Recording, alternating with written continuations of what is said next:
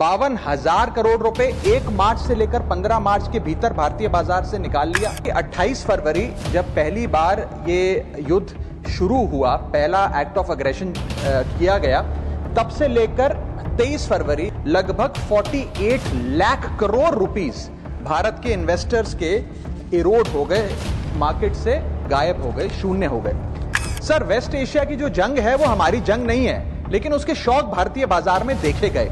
आज भारत का income tax जो लॉसेज होते हैं बाजार में, उन्हें 8 साल तक कैरी फॉरवर्ड करने की अनुमति देता है। इसे बढ़ाकर 12 से 15 किया जाए। इस क्राइसिस विंडो में जो लॉस बुक हो रहा है, sir, I am just finishing, that surrounds our investors because this is not a war but our investors are paying the price. Sir, ये इंडिया का क्राइसिस नहीं है, इंडिया इस कॉन्फ्लिक्ट का हिस्सा नहीं है। भारत के इकोनॉमिक फंडामेंटल्स अभी भी स्ट्रांग है, लेकिन फिर भी इस जियोपॉलिटिकल ग्लोबल शॉक के चलते हमारी अर्थव्यवस्था और खास तौर पे भारत का बाजार, इंडियन स्टॉक मार्केट को एक शॉक लगा है। सर, मैं बताना चाहूंगा कि 28 फरवरी जब पहली बार ये युद्ध शुरू हुआ, पहला एक्ट ऑफ अग्रेशन किया गया, तब से लेकर 23 फरवरी दैट इज यस्टरडे लगभग 48 लाख करोड़ रुपीस भारत के इन्वेस्टर्स के इरोड हो गए, मार्केट से गायब हो गए, शून्य हो गए। एफपीआईज ने 52,000 करोड़ रुपए 1 मार्च से लेकर 15 मार्च के भीतर भारतीय बाजार से निकाल लिया, रुपया 94 पहुंच गया। ये तमाम चीजें एक रूटीन करेक्शन नहीं है सर, ये कॉन्फ्लिक्ट ड्रिवन शॉक है।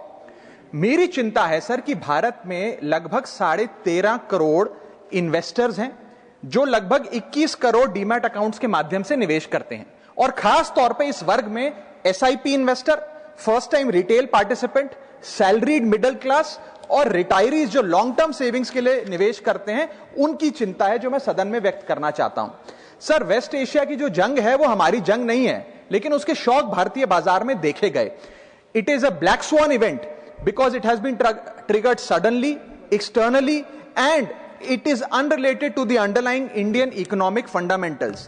But sir, Bharat may not be failing, but India is certainly being hit by this shock.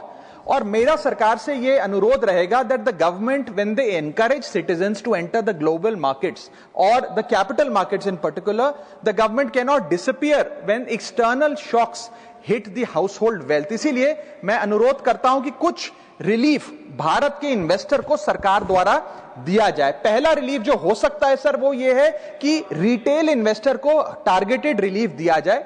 आज जब भारत का कोई इन्वेस्टर बाजार में शेयर खरीदता है, रिटेल इन्वेस्टर, तो उसे ब्रोकरेज, एसटीटी, एक्सचेंज चार्जेस, इस सर्विस चार्ज पर जीएसटी और स्टैंप ड्यूटी देना पड़ता है। और ये सब जूझने के बाद यदि मुनाफा होता है तो 20% short term capital gain tax और 12.5% long term capital gain tax लगता है।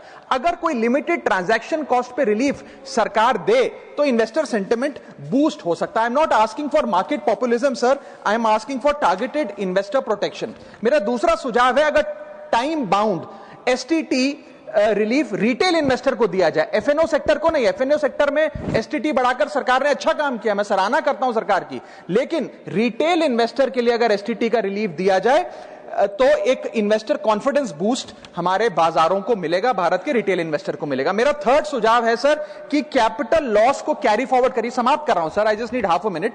Extend capital loss carry forwards.